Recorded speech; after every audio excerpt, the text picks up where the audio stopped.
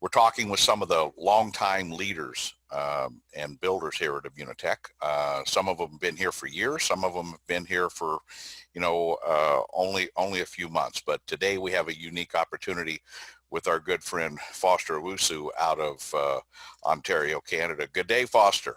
It is a great day, Keith. Hello, everyone. Well, Foster, as you and I talked a little bit last night, that, it's the story of who are we in business with and who are they? And you have as everyone does, they have a unique story, but yours is unique to you. And, everybody starts at wherever they are, but maybe we can turn that clock back a few decades, okay? And maybe give people a little glimpse into Foster's early life and his bringing us up to where we are today, Foster, in over the next few minutes, if you would be so kind. You have my full permission. I don't know how you're going to work this out, but you're trying to get 58 years in almost 40 minutes, but I'll give you that challenge. You take it over.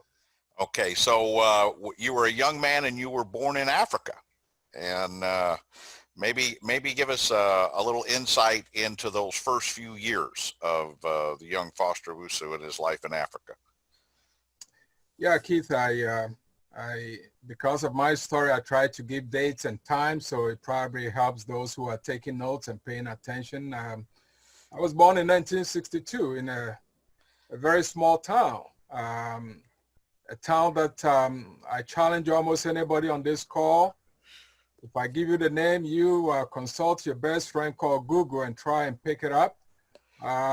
It's a town called Bososo, and it's spelled as B-O. S-U-S-O, Bososo. This is a town in the eastern province of Ghana, and it is about, I would say about 53 miles, and those who like kilometers, it's about 85 kilometers north of Accra, which is the capital.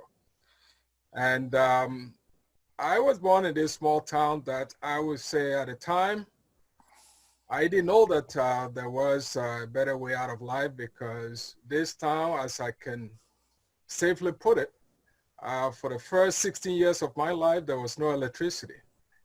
And nobody felt sorry for me. I didn't feel sorry for my neighbors because everybody was in the same boat. I didn't know that there was a different lifestyle. I didn't know that there was rich and poor. I can count probably not more than 5 people in that town had a car.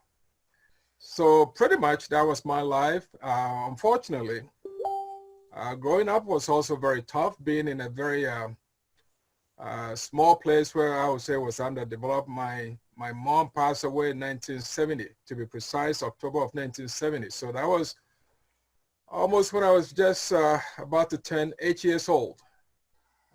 It did not stop there. 7 years later, my dad also passed. So it is safe at this point to say that the shock of life had just started in my life, and my mom's death was the one that really, really shook me, because that was the very first, I would say, death experience that I was aware of in my family. And life took a whole different turn. So I'll just break in between and just let you ask specific questions. Otherwise, I'll be going on and on and on. So Foster, I really appreciate you sharing these intimate details, and I can see the emotion in you.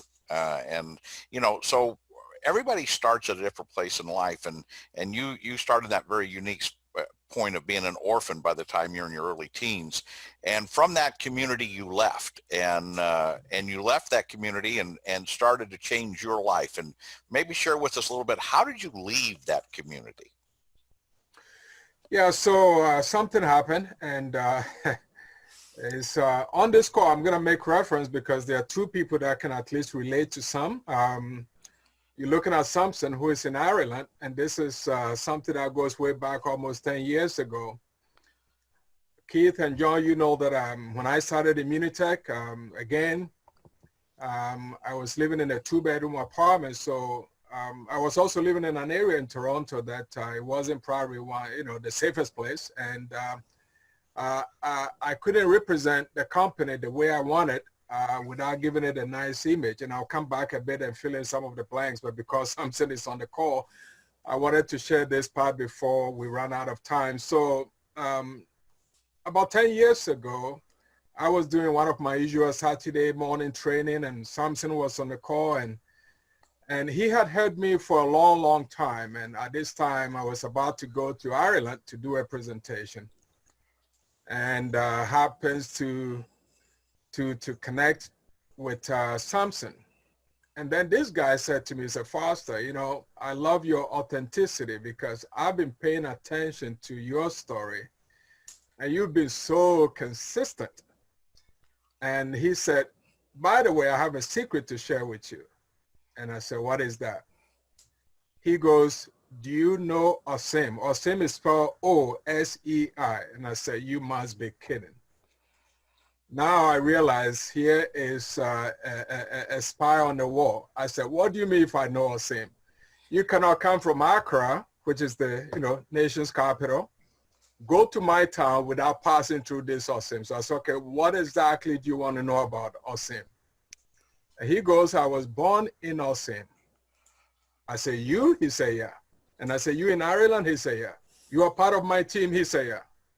I said, well, this doesn't make sense. So you've been listening to me for a whole 6 months, talking about my small village, and you never once admitted that you are just a few kilometers from my town. Anyway, back to my journey, and hopefully I will complete some of this about something that happened between Samson and I. We went to Vegas, and I'll tell you another fine story there, how small the world has become. So, of course, by the time I was 16, I started making some changes in my life. I wanted to join a military academy. And there's, again, the reason why I'm referring to Samson is because he may know this story. There was a particular Army officer by the name Commander Tremi, and I love the way this guy used to look. He was clean, and I just had so much admiration for this guy. So I applied to the military academy. And fortunately, I was accepted. Now, my older brother, who's probably about 72 years now, he was the one who pulled me aside. And by this time, and I was supposed to report at a place in Tema, T-E-M-A, which is Michelle Camp, to get myself going. And he said, we need to talk because I've never seen a person so determined, so passionate about, having access to machine guns and all this stuff the way you're going. I don't think the military is where you should be. I said, really, what else is available to me? So he decided, well, I think you're ambitious enough, you should go to a business college. So now we're looking at Desmond on the call. He's from Accra. He's more of a city boy. By this time, my older brother was living in the suburb of Accra, a place called Nungua. So I ended up making it to the city, literally for the first time, where life was a little different. People actually had electricity. People had running water because, again, from my town, Bososo, the only running water is the one you run to. You carry buckets on your head. I mean, as Suzette has traveled to Africa, she's familiar with this kind of stuff. I joke and I tell the story that I was naturally born a 7-footer, but I have carried enough load on my head that my span, got compressed. So that's why I'm 5'10". And life has taken a different toll. I, made it to Accra. I was forever grateful because, when you grow up, and my case, I grew up knowing that every weekend I must go to the farm. And I'm not talking about just going to a backyard garden. I got to go to the forest. I tell people I've heard every noise that every animal has made on this planet. I can tell from how a bird is making noise and chop, chop, and I can tell what kind of bird. I've gone through stuff. I have faced leopard. I have told a story about a leopard that a cousin and we killed. And of course, if you're an animal, lover, by now you're getting upset because I killed a leopard. But it was a situation where I had to survive. I've gone through all that. So now Accra was a different story. I had the opportunity to further my education, again, for the benefit of Desmond, I went to Accra Presbyterian Secondary and Presbyterian Secondary at Nungwa, and eventually I went to an accounting college called Institute of Accountancy, and for people like Don and others in the UK, I mean, I had to do exams like, the Royal Society of Arts and Commerce and, BSc and all this stuff. And fortunately, I went through all that and I did very well. I passed, but, up until high school and college, life was rough. I mean, to this day, I tell people, one of the reasons why I love reading books so much is I did not grow up with books in my hands. I don't remember one single childhood storybook that I read. When people were thinking about books, I was thinking about food. So fast forward, I finished school, and I was very fortunate that my first 2 years in Ghana before I came to Canada, I had a great opportunity. I remember a particular job interview that I went to. There was about 72 applicants, and the company picked 6, and I was one of them. I worked for a national company called GNP, a Ghana National Procurement Agency. It was a beautiful, beautiful place to work. You go into work and wearing a suit and tie, and I tell people I used to wear suit and tie in the heat. It was beautiful. Now, during all this time, while I was working there, again, back to Samson and Desmond, they know the situation. We had a then, head of state. His name was Jerry John Rawlings. It was a military government at the time. Life was different. You're living in a country, but freedom wasn't all that free. You try to say the wrong thing or the right thing, depending on who is listening to you, it could probably cost you your life. A lot of things were happening at the time. Fortunately, in 1986, I had the opportunity to make it to Canada.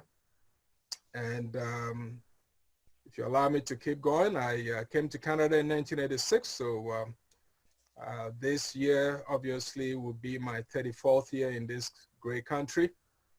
And then did what most immigrants would do, look for a job. I came in May 1986, so this is going to be my 34th anniversary year, a day after the Omar Jones birthday, but we won't go there now. But, I came and I landed in Montreal. It was an exciting time. I didn't know where I was going, but I figure I have already landed here. They had all kinds of questions for me. I didn't even know my address. And it was funny. I remember one immigration officer, after, he got fed up with me. He said, well, Canada is a big country. So if you're not sure of the address and, you're telling me you're going to Montreal and you've made it through, good luck. Well, that was the beginning. I'm going to pause for a second and allow you to perhaps ask questions because, again, I can continue and fill in the gap, but you probably have. Foster, we love it. I mean, it's a story. So I want to kind of move us along here on these type of interviews. So let's see. You wrestled a leopard to save your life. You lived in a country with few options. Okay, to say it mildly. You managed to come to Canada, and you basically reached out and grabbed life and shook it and said, I'm making this life mine. And you did that in Canada, and you did that when you reached and grabbed the opportunity of Immunotech. And so maybe we can talk about that at this point, reaching out and grabbing that opportunity and what that meant to you. Awesome. Yeah, I mean, before we talk about the Immunotech story in 1989, let me also take you back to 1989 because 1989 was probably the beginning of this light that I saw in the industry. I've told this story, and I told a little bit about this story in my book, and particularly chapter 7 in my book, when I talk about expectation. When I first met Mr. Rich DeVos, the founder of Amway Corporation, for me, that was when the light came on because I had joined this company, which to me at the time, and probably still is, the greatest network marketing company that has ever existed. But I was living in a 2-bedroom apartment with with a family member. And I remember Isaac and Gabriela, whom you know, approached me and told me that there's an opportunity and they were looking for some people to share with. But Isaac and Gabriela were, Army officers in Ghana. Gabriela was getting to the rank of major when they left the country because of the same military situation, and Isaac was a captain. But my uncle, one of my uncles, was a drill sergeant, and he trained them at some point in their life. So when they were looking for somebody to sort of sponsor, my uncle said, well, I have a nephew in Toronto. That boy is very ambitious. You need to talk to him. So they came into my apartment with a guy by the name Jack Vadan. He was an Air Canada pilot, but he was also a distributor for Amway. So in my small head, I'm start thinking, why would an Air Canada pilot at a time earning about $172,000 a year be doing something called network marketing, which I never heard of? So I was inspired by the fact that a pilot was quote unquote in our industry. Fast forward, I was ready to jump on. Now, my other brother was the one who was trying to slow me down. He goes, hold on a second. What makes you think that what they just share with us is going to make you rich? I insisted I want to join. Well, he was smart enough to join before I did. I think he got that part. But when I joined, Amway back then, there was a special contest going on at the time. And that contest, there was an opportunity to meet Mr. Rich DeVos. And when I wrote about that in my book, Mr. Rich DeVos is whom I'm standing next to. You can't see from here, but at some point we'll put it out. But I was in my 20s. And I tell people all the time that I was in my 20s. I was young and handsome then. But the mere fact that there was an opportunity for me to meet Mr. Rich DeVos and to dine with him was all that I needed. But the qualification was for me to reach a rank called Quicksilver. Well, not only did I reach that rank, but I went double Quicksilver during the time frame, and they said this was unheard of. Now, Mr. Rich DeVos did something. He tapped me on my shoulder and said, son, you have the right posture. You keep doing what you're doing, you become successful someday. Well, that was the blessing. Fast forward, in 1999, February 2nd of 1999, I received a phone call from a member of your team, Dr. Vicky, told me that she got my contact from somebody called Agnes. And according to Agnes, if we could get this young man involved with our company, everybody's going to be rich. I said, everybody? How about me? She said, you too. I said, well, then I need to meet you and find out. Well, I did. We met at a coffee shop in Toronto, a particular coffee shop called Tim Hortons. If you know the way I do my meetings, it's usually at a coffee shop. So I tell people I own every Tim Hortons franchise in Toronto. That's an old joke, but almost every Tim Hortons coffee shop in Toronto, I know the location. But I met with Dr. Vicky, and at the end of the presentation, particularly on the product, because once you meet her, she's a scientist, she has PhD in science. I was literally blown away. And I'm thinking, why would a network marketing product have all this scientific, evidence behind it? So that was satisfactory. I started asking what I call business questions. And I said, well, who else is involved in this business besides you? And again, people like you, John and Keith, you remember this story many years ago, precisely in 2008 when Immunitech featured me on the cover of a magazine. And look how good I used to look, Keith, until you messed me up. But in this book, I remember the interview was repeated. The interview I had with Dr. Vicky 21 years ago was repeated. I asked 3 simple questions. Has this business worked in the past? She said, yeah. Is it working now?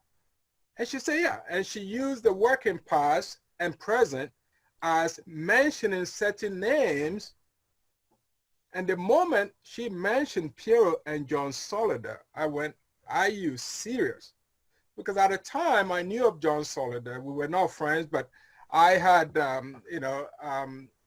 relationship with a guy by the name Mark Taliani who had done business with John. So I knew who John and Piero were. So now I'm putting my business head around. I'm thinking, okay, why would guys like Piero and John who were already earning what some people like to earn in a lifetime. What they were earning in a month was what some people were earning a whole year. Why would they leave that and start something new? So I started putting the puzzles together. I'm thinking, okay, is either something is going crazy in their lives, or there is something here that is smelling really nice. Well, I called Piero because he was a local fellow, and I said, Piero, I have a simple question for you. I just met Dr. Vicky, and she told me about your involvement with John in a company called Immunitech. Is this true? Oh my goodness. This guy had a laugh. He was laughing. And he said, she got you, huh? I said, who got who? So he simply said, why don't you come home and we talk? Fast forward, I met with Piero, and he told me how he started. And I said, really? In Montreal? Can I actually go and visit the home office and see it for myself? Piero made an arrangement. Guess what? Within days, I was driving to Montreal all by myself. I went to Montreal, met Mr. Chuck Robert, met John Molson, met Dr. Bunos for real. And I'm thinking, wow, this was so good that I remember my very first picture is sitting here right now. I'm not going to get out of my seat, but I promise you guys, next Monday, I'm going to show that picture so that people like Don and others will see what is written on that picture, because my handshake with Mr. Chuck Robert, I wrote on it that I like to think that my investment with Immunitech is $500,000. That's why I treat it like a business, because as a man thing, so is he. From the day I joined this company, Keith, February 3rd of 1999, as you know, I had the opportunity to receive my very first check on February 18 of 1999. It hasn't stopped. But going back with a little bit of history, I had the opportunity to meet John Solider for the second time around in my life on February 20th of 1999. And at this meeting, there was Mr. Ditterbier, there was Dr. Barry White, there was Wally Krolick. I mean, this was my very first Immunitech hotel meeting, and I was looking at John Solider straight in the eye. He didn't know who I was at the time, but there were a moment in my time when I realized this got to be it. John said something about his mom. Mr. Ditterbier told a little bit about why he got involved with this company. And I'll be seeing the old man probably by tomorrow or Friday, because we were talking yesterday. But, you know, he's working on a project that he needed to complete this chapter of his life. But the story here is, I listened to John, I listened to Mr. Ditterbier, and literally, putting aside the financial benefit, both of them made a statement in their presentation that even if there was no financial reward, this is a product that they would take for the rest of their lives. And I'm thinking, okay, I study accounting, I study economics. Of course, because of migration and a few other things, I did not have a long career in that field, but I still got my active brain cells. And I'm thinking, if you have a product that people who are actually representing the product are totally committed, that this is a product they themselves going to be using for the rest of their lives. Can you imagine when the masses get to understand this concept? Hence what, you know, Suzette said, that this is a consumable product with a repeat sale. Doug Leclerc, who shared his story earlier, I introduced him to this program once. I have not introduced him to it again. And over the years, in the last 20 years that we've been, you know, pushing this idea together, I can modestly tell you that, you know, when I hit my first $1 million with this company, Doug Leclerc was a huge part of that. And here I am today. If somebody were to ask me a question about how did you get here? How did you get here? Probably this will be hopefully your takeaway. How did you get here? I use the word STAR, S-T-A-R, STAR. And for me, the STAR, the first letter S, stands for situation. You have to know your situation. You have to know your situation where you are today. And if you're gonna pursue something, you have to look at the task involved. So that's the T. And if you look at the task, the next thing is, okay, what action do you need to take on a regular basis? So you have a situation, you have a task before you, but you need to take action. And if you can take the action, then the results will come. And I like to keep things very simple. I'm not a very complicated kind of guy. I mean, sometimes I get very emotional because of what I've gone through in life. But you know, if I can keep something very simple, then I can easily have what I call predictable results, because I like to sort of to know what the reward is going to be. If I'm going to put my time and energy into something, you know, I want to know the payoff. You know, before I came on this call, my family and I were spending some time, family time, studying a very important chapter in our life. And from 2 to 3 p.m. was our family time. We do that every day unless there's an interruption with schedule. But right after that, I'm coming here. Well, I'm coming here to do this interview because, again, I know the payoff. I know the payoff. I grow. I mean, you know, my relationship with John and Keith, you know, I have grown over the years. Of course, John is nicer than Keith, but even that, they do it with love. You know, Keith is not the nicest person, but he tells you he only gives you hard time because he likes you. I don't know how, but John is a much nicer person. But anyway, Keith, back to you. I don't know. I may have danced around a bit, but hopefully you've gotten a little bit of my. I got to tell you, Foster, John, you got to jump in here and save him now. Jump in here, John. I couldn't, Foster. You know what, Foster? If that was the Sermon from the Mount, I would agree. I am much nicer than Keith by far. Just ask Keith's wife; she'll tell you. Ask his kids. You know, but you know, Keith and Foster said a lot of interesting things there, and you know, for James's benefit, and there's some other folks on the call we're just getting to know, and there's some other people perhaps that are new or fairly new, you know, to Immunotech. What's remarkable about what you're hearing, Foster's been here 20 plus years. I've been here 24 years. Keith's been here 24 years. I'm looking around. Tom, you've been here. Tom Aldershaw up there sitting next to James on my screen anyway. I've been here about 20 years, Tom? They're muted, John. Oh.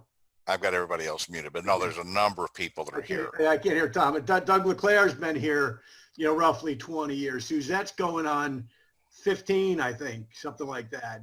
So, you know, Kelvin, I know he's been here since 2005, so that's 15. So here's my point. This is a long-term project. This is a life work. Our CEO, Mauricio Domenzain, puts this as a life work. And that's really what this has been for Foster and for so many of us. Yes, obviously, we make money or we wouldn't be here. We couldn't afford to be here. We'd have to be somewhere else. We might be home working, but we wouldn't be doing what we're doing with Immunotech, obviously, right now. Number one. Number two, obviously, the product works because we've all been using it all these years. We're still here and you know, all healthy, most importantly. Thirdly, our families use the product. This is a family affair for most of us. Not only obviously my immediate family, but you know, one sister uses it religiously, cousin uses it, niece who's a frontline hospital care worker in New Jersey using it. Just started to use it, frankly, during this whole, you know, epidemic, et cetera, et cetera. So the business is really important to us, but what it is it kind of is interwoven with everything of who we are. You know, that's how strongly we believe in this. So it's not just a business where, well, we do something, we get paid. Yes, we do, but it means a lot more to that than that to most of us. And that's what Foster was kind of, you know, sharing is, you know, how it really changed, you know, his life. I can tell you Foster's been able to put his kids into excellent schools in Toronto, private schools, well-educated kids, good kids, nice kids, on top of everything else. But more than that, he's been able to give them opportunities that as a guy coming from Africa with very little financially, he's been able to do that generational thing that we want to do as parents, with the Immunotech business being the vehicle to do so. And that's to give his kids a better life, certainly, and more opportunities than he had in his life, right? And is that really what it's all about, is to give the next generation something better than we had? So That's how strongly we feel about this business, and it's all because the product works. James, you weren't here on Monday, and we don't have time, unfortunately, on this call, but another call, we're going to get Kelvin to tell his story again from having an eye disease that he was literally blind. First time I ever met the man. He walked with the aid of his wife and his daughter, and today he can see, and remarkable story. And Patricia, told a little bit of her story with what she had going on as a healthcare professional. And we're not making this stuff up. Okay. We feel passionate about this business because we see every day what we do. And what that does is it makes it real easy to get out of bed in the morning and say, what am I going to do today with my Immunotech business? Besides just make money. If it was just make money, that's not good enough. There's got to be that real cause and reason to get up and do this every single day. And that's we do see the difference in people's lives, and Foster's a perfect illustration of that. So that's what I had. So back to my very, very unnice partner, Mr. Oh, Hooper. listen, Foster, you're in trouble next time. Just be prepared. Just be prepared next time. We have just re-signed up for more abuse now. John, be ready. Absolutely. Well, as always, we appreciate the great story, Foster. I got to ask one more thing before you go. Are you Immunotech? Of course I am Immunotech. And, if you look at the lives that we've touched because of the blessings that we receive, again, because you and I believe in the same faith, it is true that to whom much is given, much is expected. We have done some amazing stuff, and, God has brought us together in so many ways. The stories that we can share, if you're listening to us for the first time, you might think that this has been staged. I was talking to my kids earlier, and I told them that I have an interview coming up from Uncle Keith, and but they asked me a question. Do you know what he's going to ask you? I said, I have a general idea, but I don't even know what the first question is going to be. But here we are today. We are one family that who knows how we all came together. I referenced Samson, but there's a lot of things that I could share with you on this call. I've traveled to Ireland several times. We've traveled from Dublin to Galway. We've done meetings. But something that really happened many years ago, 2012 to be precise, we were in Vegas, and Samson had come to the convention, and it was funny. I have a friend who's a doctor, and his wife decided to pick me up and take me home to go eat some local African food. I told him, well, I'm here with a friend from Ireland, but if it's okay, I'll bring this guy along. This is important. I close with this. She said, absolutely, why not? Well, Samson came, and we were staying at the Metropolitan Hotel in Vegas at the time. This lady picks us up. On our way to their house, I introduced Samson to this lady. They got to talk. And in no time, again, Desmond, you're going to love this. I found out that Samson and this lady went to New Job in secondary school. They did their A-levels together. They were in the same science class. Now, you think about this. Samson is half Nigerian, half Ghanaian, has been living in Ireland for many, many years. He did not know this lady. She happens to be my friend. Well, she's married to my friend who is a doctor. Samson coming along. They happen to, what kind of world, I tell people, if you really want to understand how United Nations should work, network marketing has a much better way of bringing people together than any industry that I know of. So back to you, Keith. I'm done. And when they read the book on Dr. Gustavo Spunos, Breakthrough in Cellular Defense, we talk about coincidences. Yes. For the company to be in existence, for the product to be in existence, for you to be on the call today, the number of coincidences are almost unmeasurable. Understanding that coincidences is God's way of remaining anonymous. Don, your final thoughts this day, young man? Than the other. Okay, we unmuted you. We brought you back. Okay. There's not a lot more I can add to the magnificent contribution of everybody today, especially Foster. What an inspiring story. Thank you for sharing that. And I'm not going to fall into any trap here to say which of you is the nicest, Keith. Yeah, be careful. Things can go downhill in a hurry. You're recording this, so I'm not going to say, but I do know the truth, okay? I do know the truth. So I want to thank everybody for this call. It's been a really exciting, fun, and empowering call. And of course, as we all know here on the line, we do this every Monday and every Wednesday. So we have another call coming up this Wednesday, same time, same place, same coordinates. And it's going to be a fantastic event. And I urge you not only to join in and be here, but to share this opportunity over the next 48 hours with some people who can come in and join us. So back to you, Keith. All right, Don.